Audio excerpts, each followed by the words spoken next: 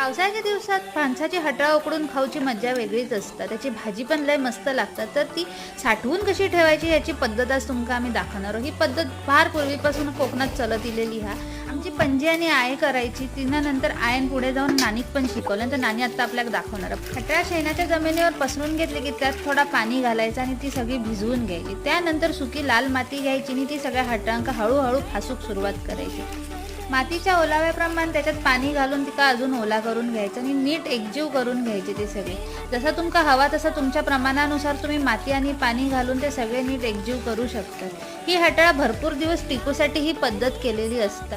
काही दिवसांनंतर हीच हटळा उकडून खाऊ किंवा त्यांची भाजी करून खाऊ खूप मस्त लागतं। आमच्या कोकणात कसा ऋषी पंचमीत जी भाजी केली जातं त्या भाजीत सुद्धा हटळा आमका लागतं।